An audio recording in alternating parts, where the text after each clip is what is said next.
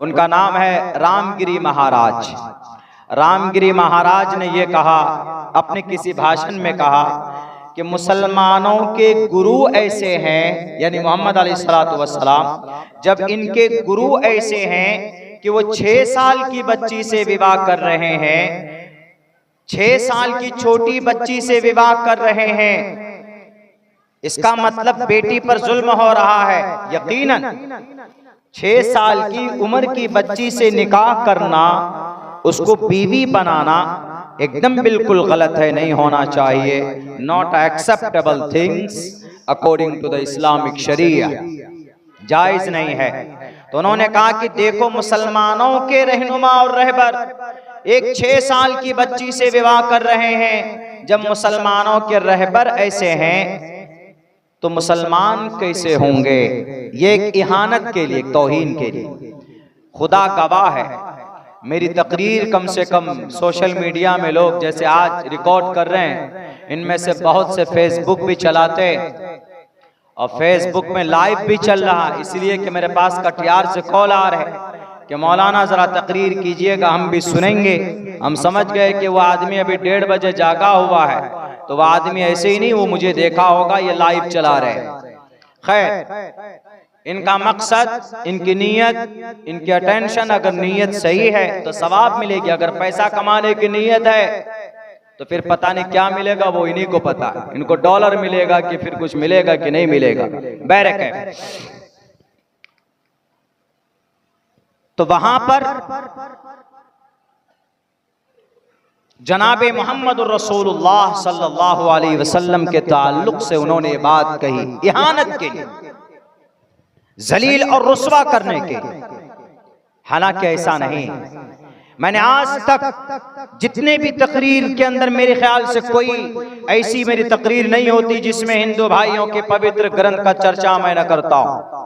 श्री रामचंद्र जी, श्री कृष्ण जी और श्री अर्जुन जी, मर्यादा पुरुषोत्तम रामचंद्र जी, सीता मैया वगैरह वगैरह, रामायण है, महाभारत है, गीता है, ऋग्वेद है, इनका चर्चा मैं करता हूं। कहीं की जरूरत पड़ती तो मैं करता हूं, मैं आज भी करना चाहता हूं, ताकि जो कुछ गलत फहमियां पैदा की जाती हैं कुछ लोगों के जरिए से, वो हमारे और आपके दिलो दिमाग से निकल जाए। इसलिए कि गलत फहमी दूर शास्त्रों के जरिए की जा सकती है, गलत फहमी नेता लोग पैदा करवाता है, लेकिन इस गलत फहमी का निवारण आप अपने शास्त्र के जरिए से कर सकते हैं। और आपके शास्त्र को आप नहीं जानते हैं तो आप अपने धार्मिक गुरु के पास पहुंचे, जो ईमानदार है, जो सच्चा है।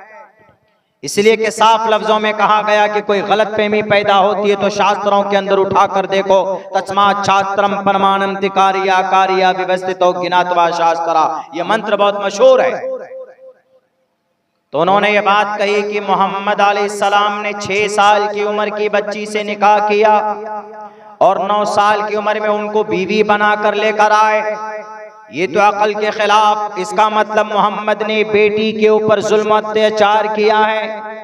मोहम्मद जिनके बारे में मुसलमान रात दिन कलिमे पढ़ते हैं, उनके नाम पर दरूद पढ़ते हैं, उनके नाम पर उनका नाम का माला जपते हैं, उनको अपना रहबर रहनुमा मानते हैं, और मुसलमानों का कोई अमल मोहम्मद के बगैर खाली नहीं है। वो खाना खाएंगे तो हाथ धोने जाएंगे तो इसको रिलेट करेंगे मोहम्मद के तरफ, टोपी ओढ़ेंगे तो इसके बारे में भी बोलेंगे कि मोहम्मद की सुन्नत है, और कोई भी नया कपड़ा पहनेंगे तो दुआ पढ़ेंगे और कहेंगे कि नबी की सुन्नत है। हर बात में मोहम्मद, हर बात में मोहम्मद। इसलिए कोशिश ये की गई कुछ लोगों के जरिए से कि मोहम्मद के ताल्लुक से भरम फैलाया जाए, ताकि जो नए जनरेशन है, जो सोशल मीडिया के गुलाम हैं, जो पढ़ना नहीं चाहते, पढ़ना नहीं जानते, ताकि उनके बीच में कोई वीडियो पहुंचे तो वो कंफ्यूज हो जाए कि यकीनन मोहम्मद अगर ऐसा है तो मोहम्मद जालिम था याज़ु बिल्लाह,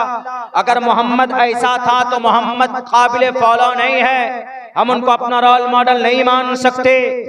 ऐसी साजिशें रची गई और कहा गया कि मोहम्मद जब 6 साल की बच्ची से एक विवाह कर सकता है और 9 साल की उम्र में बीवी बना सकता है। जो छोटी बच्ची पर यानी जो बच्ची है उसको बीवी बनाएगा तो जुल्म है। एक उम्रदराज आदमी छोटी बच्ची को के ऊपर कैसे जुल्म कर सकता।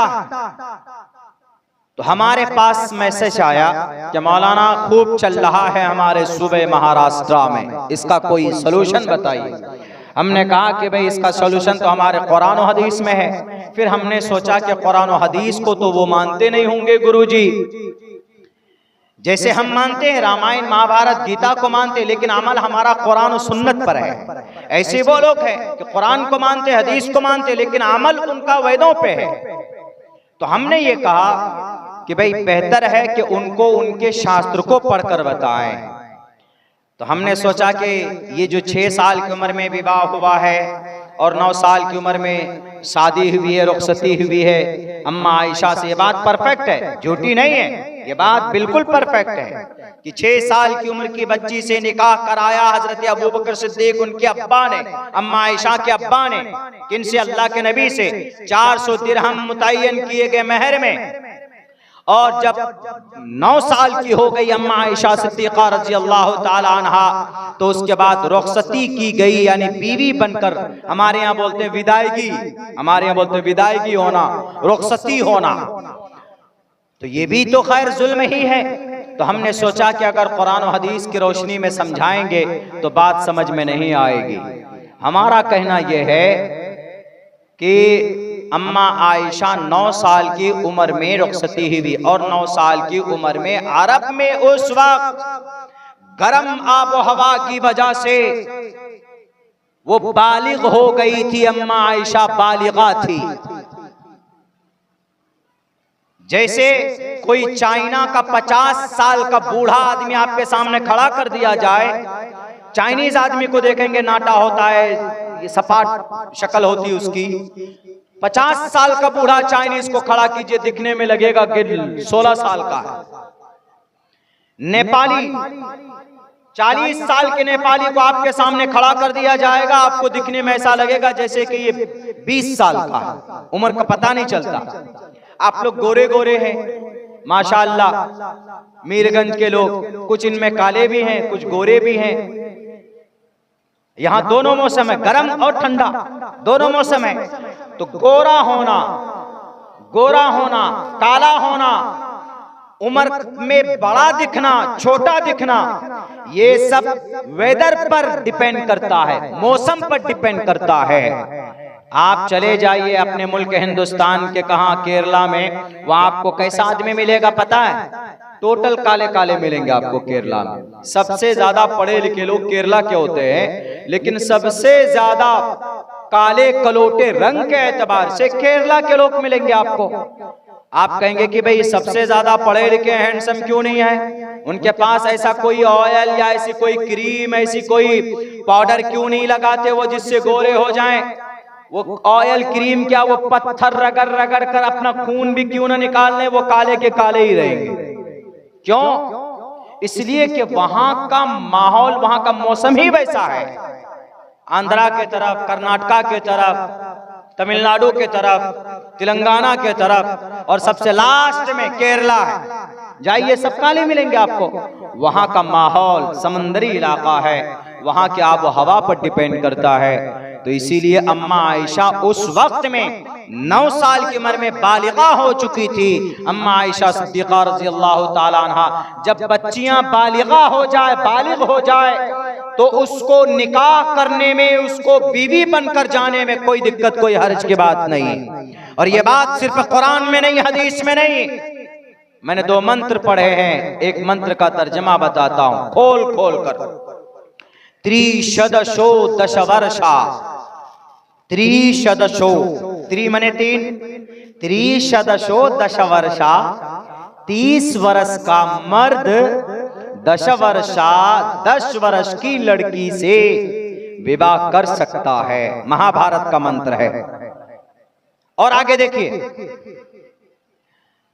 त्रिशदशो दशवर्षा भार्गोविंदेन नग्निकाम। संस्कृत में विवाह को नग्नि बोलते हैं। 30 बरस का मर्द 10 बरस की लड़की से, ऐसी लड़की से जिसको हैज का खून ना आया हो, हैज का खून तो समझते हैं जो शादीशुदा लोग हैं, और जो शादीशुदा नहीं है वो आप सब्र कीजिए, बाद में समझिएगा। तो औरत को जब औरत बालिग हो जाती है, बुलूगत को पहुंच जाती है, तो उसका खून आता महीने में, उसी को हैज का खून बोलते हैं। उसको एमसी बोल देते हैं शॉर्टकट में, उसको माहवारी भी बोल देते हैं। यानी उसमें हमारे इस्लाम में तो उसके बगैर शादी नहीं है, यानी वो एक बालिग होने की अलामत है, महीने में खून आना। लेकिन ये कहा गया त्रिशदशो दशवर्षा भार्गोविंदेन नग्निकाम। 30 बरस का मर्द है, 10 बरस की लड़की है, भले ही उसको खून आया हो या ना आया हो, वो विवाह कर सकती है, विवाह कर सकता है। और नीचे आइए, थोड़ा और कम उम्र बताया है, क्या? 21 वर्षा, 21, एकम 1, द्वे 2, त्रीणि 3, चत्वारि 4, पंचावती 5, षट 6 को बोलते हैं, सप्त 7 को बोलते हैं, और अष्टा 8 को बोलते हैं, नव 9 को बोलते हैं, दशा 10 को बोलते हैं, एकादशा 11, द्वेदशा 12, त्रियोदशा 13, चतुर्दशा 14, पंचादशा 15, और षोडशा 16, सप्तादशा 17, अष्टादशा 18, नवदशा 19, विंशति 20। चूंकि विंशति है, 21, 20 के साथ 1 को लगा दिया, 20 1 21, 21 वर्षा, 21 बरस का मर्द। वर्षा बोल रहा हूं मैं, वहां पर भी दशा वर्षा है, वर्ष को वर्षा बोलते हैं संस्कृत में, वर्ष को। वैसे उर्दू में क्या बोलते हैं? बरस, 16 बरस, 10 बरस, 15 बरस, इसी को संस्कृत में वर्षा कर दिया गया। 21 वर्षा, 21 वर्ष की, 21 बरस का मर्द यानी लड़का। आगे क्या कहा? वाह, सुनो, सप्त मने 7, सप्रावर्षा, 7 साल की छोटी बच्ची से भी विवाह कर सकता है। 21 बरस का मर्द, 7 साल की छोटी बच्ची। मेरे ख्याल से रामगिरी महाराज जी को शायद ये मंत्र नहीं पढ़ा था उन्होंने। कितनी अच्छी बात कही है, देखिए। झगड़ा का कोई विषय ही नहीं है, कोई विषय नहीं है, कोई मतलब ही नहीं है। आप अपने शास्त्र को पढ़कर अमल कीजिए। हमारे मोहम्मद ने 11 शादी की कि 9 शादी की, क्या की नहीं की, उसका क्या मतलब समझ में नहीं आता तो पढ़िए पहले। इसीलिए श्रीमद् भगवत गीता के अंदर कहा गया, तस्मात् शास्त्रम परमानंति कार्या कार्या व्यवस्थितो ज्ञात्वा शास्त्र विधानोक्तम कर्म कर्तुमर्हसि। इसीलिए कहा ना कि बात समझ में ना आए तो नेताओं के चप्पल को मत सीधा करो, किसी के तलवे मत चाटो, शास्त्रों को पढ़ो। ये श्री कृष्ण जी का पैगाम है। कितनी अच्छी बात है, बताइए। वो आज के जमाने में भले ही ना हो, चूंकि बच्ची उस उम्र की नहीं होती है, लेकिन किसी जमाने में तो होता होगा। 21 वर्षा वा सप्रा वर्षा वाप्नुयात्, महाभारत का मंत्र है। कहीं से मैंने कहीं किसी से मदद नहीं ली है, ना चीज ने खुद मेहनत करके पढ़ा है। अगर किसी को दलील की जरूरत है, किसी को डाउट है, मैं कोई भारत से बाहर का नहीं हूँ, यहाँ से 84 किलोमीटर दूर जो कि हाट का रहने वाला हूँ। आइए, इंशाअल्लाह आपको जैसे अपने स्कूल में बच्चों को समझाता हो, अगर आप तलबगार बनकर आएंगे तो मैं आपको आपकी किताब पढ़कर सुनाऊंगा और समझाऊंगा। मकसद सिर्फ ये होगा कि नॉलेज आ जाए, जानकारी आ जाए, क्योंकि जानकारी से इंसान महान बनता है, जानकारी से इंसान बड़ा बनता है। जानकारी के बगैर कुछ नहीं। ये जो सामने स्टेचू लगा हुआ है डॉक्टर भीमराव अंबेडकर का, ये जात के एतबार से जमार जात के थे, जिनको नापाक समझा जाता है। लेकिन जब भारत का ये मुल्क देश आजाद हुआ, जब मुल्क हिंदुस्तान आजाद हुआ, तो हमारे मुल्क हिंदुस्तान की कोई तकदीर और कोई कानून की कोई किताब नहीं थी। उस वक्त के पंडित जवाहरलाल नेहरू सफर करके लंदन गए। लंदन में जाकर अंग्रेज से कहा कि मुझे कोई एक ऐसा विद्वान दीजिए कि जिसके जरिए से हम भारत का संविधान लिख सकें। तो ऑक्सफोर्ड यूनिवर्सिटी या लंदन के किसी विद्वान ने कहा कि आपको इंडिया से यहाँ आने की जरूरत ही नहीं थी। कहा क्यों? कहा आपके भारत के अंदर एक आदमी है जिसके पास 1-2 डिग्री नहीं है, डॉक्टर भीमराव अंबेडकर, जाओ उनके पास, उनके अंदर बहुत ज्यादा गुण है और ज्ञान है। तो पंडित जवाहरलाल नेहरू ने कहा जितना वो पढ़ा उतना मैं भी पढ़ा हूं, मैं भी डॉक्टर किया हुआ हूं, मैं भी बैरिस्टर हूं, बहुत ज्यादा तालीम मैंने हासिल की है, मेरे सामने भीमराव अंबेडकर की क्या हैसियत होगी। तो वहां पर लंदन में कहा गया कि पंडित जवाहरलाल नेहरू, आपके पास 5 डिग्री हो सकती, आप ग्रेजुएट हो सकते हो, आप ज्यादा से ज्यादा डॉक्टर हो सकते हो, आप पीएचडी किए हुए हो सकते हो, या ज्यादा से ज्यादा आप एमडी होगे डॉक्टर के एतबार से। लेकिन भीमराव अंबेडकर, डॉक्टर भीमराव अंबेडकर के पास 1, 2, 3 नहीं, बल्कि 1, 2, 3, 4, 5, 6, 7, 8, 9, 10, 11, 12 डिग्रियां अगर किसी के पास है तो पूरे भारत के अंदर सिर्फ एक ही हस्ती के पास, उसका नाम डॉक्टर भीमराव अंबेडकर है। जाओ उसके पास। तो ये एक दलित और एक चमार घराने का बच्चा जिसके जिम्मे सौंपा गया, भारत के अंदर संविधान समिति बनाई गई, तो उसका चेयरमैन और सदर अगर कोई बना है, एक निचले तबके से उठकर किसी को बड़ा मकाम मिला है, तो उसकी ज्ञान की वजह से मिला है, और उस शख्स का नाम डॉक्टर भीमराव अंबेडकर है। आपके सामने ही उनकी मूर्ति स्टेचू लगी हुई, बताइए, वो देखकर मेरे सामने नजरों के सामने आ गए तो याद आ गया। इसीलिए कहा गया कि ज्ञान से गलतफहमी दूर होती है। तो अल्लाह के नबी अलैहिस्सलातु वस्सलाम ने जो 9 साल की उम्र में बीवी बनाकर लेकर आए, ऐसा नहीं कि अल्लाह के नबी ने प्रेशर डाला अबू बकर सिद्दीक पर कि अबू बकर अपनी बेटी को भेजो। ये तो पता है कि आप अलैहिस्सलाम की उम्र 50 साल की थी, तो 9 साल की बच्ची से विवाह किया। महाभारत के हिसाब से गलत नहीं किया मोहम्मद रसूलुल्लाह ने, महाभारत के हिसाब से बिल्कुल सही किया, क्योंकि महाभारत में 30 वर्षा भार्गो विंदेन नग्निकाम 21 वर्षा वा 17 वर्षा वाप्नुयात्। 30 साल का कोई मर्द है तो 10 साल की बच्ची से विवाह कर सकता है, और अगर कोई 21 बरस का नौजवान है तो 7 बरस की लड़की से विवाह कर सकता है। या